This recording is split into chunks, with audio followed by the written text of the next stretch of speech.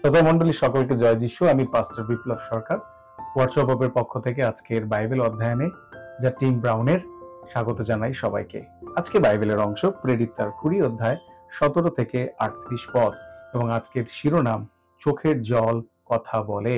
বিশেষ করে আমরা 37 এবং 38 পদে দেখতে পাই যে সেই সময়কার ইফিসের লোকেরা তারা পৌলকে আলিঙ্গন করলো, তাকে তারা চুম্বন করলো এবং বিশেষ করে তারা যে কথা শুনেছিলেন সাধু পৌলের কাছ থেকে যে তারা তাকে আর দেখতে পাবে না, এই ভাবনায় তারা সেখানে কান্না করেছিল, তারা দুঃখ পেয়েছিল।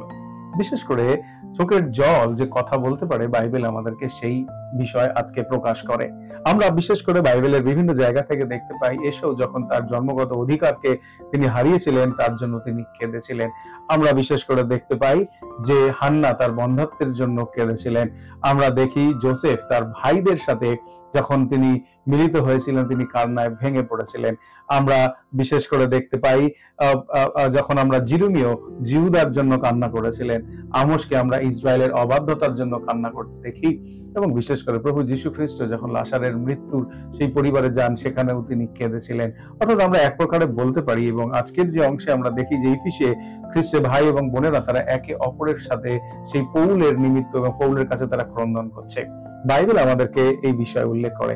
কান্না আমাদের জীবনের একেবারে ভেতরের অনুভূতি একটা জানালা বলা যেতে পারে এবং বিশেষ করে যখন আমরা এই বিষয়কে উপলব্ধি করি এবং সেটা আমরা দেখতে পাই। টিম ব্রাউন তিনি এরকম বলছিলেন যে কয়েক বছর আগে বিশেষ করে যখন তিনি ডক্টর উইলিয়াম সি ব্রাউনসনের স্মরণ সভাতে তিনি প্রচার করছিলেন, যিনি 1970 সালে তাকে বিশেষ করে ঈশ্বরের পথে নিয়ে আসার জন্য তার মিশনারি ক্ষেত্রে এবং সুসমাচার জীবনের ক্ষেত্রে বিশেষভাবে সাহায্য করেছিলেন, তার স্মরণ সভাতে তার 2 ছেলে এবং তার আত্মীয় পরিজন বর্গের সামনে যখন তিনি প্রচার করছিলেন, তিনি তার চোখের জলে তিনি সেই সময় তিনি প্রচার করেছিলেন। তিনি নিজেকে কন্ট্রোল করতে পারেনি, কারণ সেই ব্যক্তির মৃত্যু তাদের জীবনে অনেক বড় একটা ক্ষতি নিয়ে এসেছিলেন।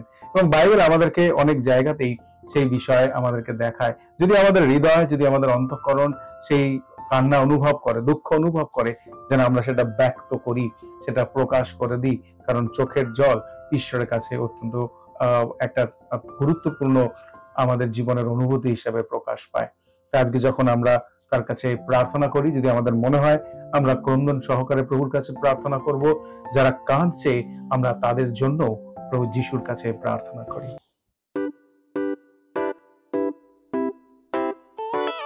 পুরাতন গেল শেষের পাতা,